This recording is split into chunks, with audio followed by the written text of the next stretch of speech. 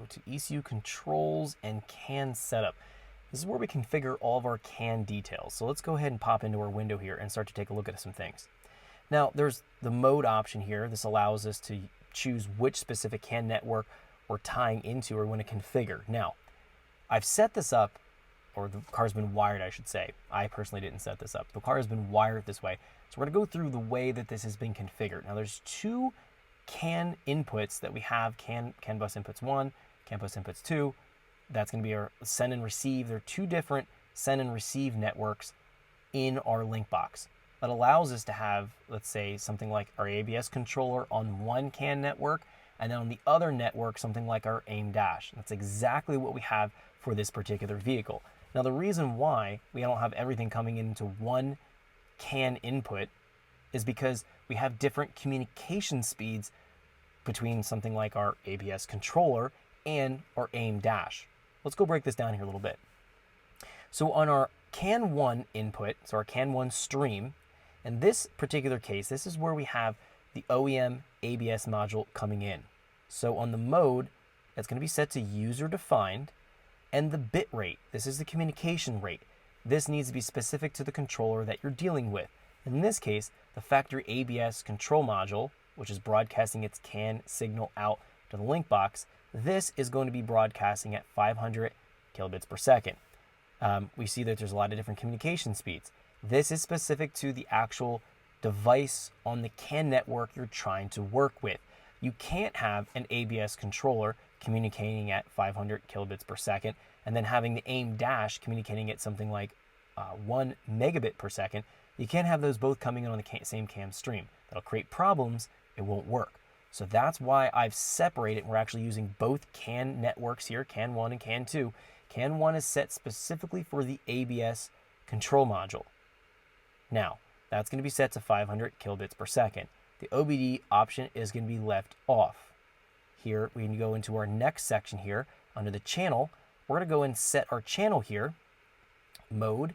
We're going to go in here into receive user stream 3. So this is going to be receiving the data from the ABS control module, and we're just going to be pointing it to our stream 3. When we come here to the streams, we'll configure all of the details for the ABS module under that stream 3. Now, the ID or the decimal, this is what it's going to be looking for in terms of the ID value on that CAN input. This is specific to that CAN network that you're dealing with. So you actually have to know what this is going to be. Again, I figured out this all ahead of time. This is very specific to the vehicle, to the CAN network that you're dealing with. This 2006 to 2009 ABS controller is going to have an ID decimal value here, and again, I have this written down, is going to be 448. The format can either be a normal or extended mode. This will be a normal format for this OEM ABS controller. So we've set up at least the initial mode for our CAN network 1, which is tied into our ABS control module via CAN. And that's going to be bringing in the wheel speeds. Okay, so now what we're going to do is tie in the AIM dash to essentially send and receive data between the link and the dash. And then we're going to be setting up our stream inputs. So we're going to do a user stream 1 and a user stream 2 and bring in those CAN analog inputs that have been wired into the AIM dash.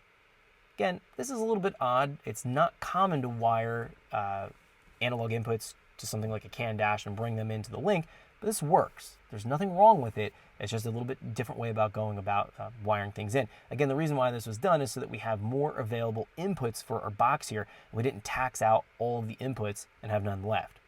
Okay, let's take a look at how we're going to do this. So we're going to go to our CAN module, CAN network 2, the mode. We're going to go to user defined. Now here, the bit rate. This is specific to the AIM dash. The AIM dash communicates on 1 megabit per second. OBD is going to be left off for this option. Now the channel 1, right here, the mode, we're going to be setting this to the default transmit link AIM MXS Strata dash. This is going to allow us to communicate there. The transmission rate here will be 20 hertz. Now the ID decimal in this case, so let me make sure I'm getting this right, is going to be 1000, and it's going to be a extended format.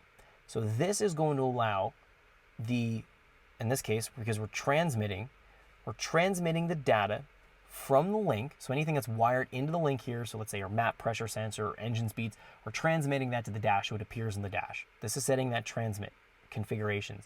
This is so that we can send data from the link to the dash. Now what we're going to do is set up user streams so we can send the data from the dash, so those CAN analog inputs, fuel pressure, oil pressure, coolant pressure, the trim pot switch, and EMAP, sending those to the link so that we can use that in our calibration, into building into fuel pressure compensations or building into oil pressure protection. So what we're going to do is now go into 2 here, and in this case, this is going to be our receive user stream. Let's go ahead. Receive user stream 1, and this user stream is going to be broadcasting, taking a look at this, CAN analog 1, 2, 3, and 4. So this is taking the data from the dash, bringing it to the link. The ID that we're going to be broadcasting this on, this is going to be 1400. Now this is going to be in a normal format. Now in our third option here, we're going to do our data, receive user data stream here, 2. And here, this is going to be a normal format, and the ID for this is going to be 1536, and then the format is going to be normal. So this is sending our data streams out of the dash to the link. Now, this information is a bit specific. I actually had to reach out to Link to get this information. So it's a confusing topic. If you're trying to figure out how to send the data data sets from the dash to the link, then you're going to have to go ahead. I would recommend just get a hold of Link, and they're very, very helpful about this because this is a Link product. It's not directly a Link product. It's an AIM dash, but it's branded with the Link. It's sold from Link, and they have all the information for you. So make your life easier. If you can't figure something out, definitely reach out to them. I'm not going to have all the information on the CAN streams. There's so much specific information. So now what we need to do is go into our streams here, and we need to specify how the streams are configured. So we go here to our stream number 1. Thanks for checking out our teaser clip. If you want to see the rest of this video and more than 500 hours of current EFI training we have to offer, make sure you click right here. If you want to go and check out more teaser clips from this training course, click here, and you don't want to miss any of the videos we're going to be releasing on this channel, so make sure you subscribe and click here. Thanks for watching, and I'll see you guys later.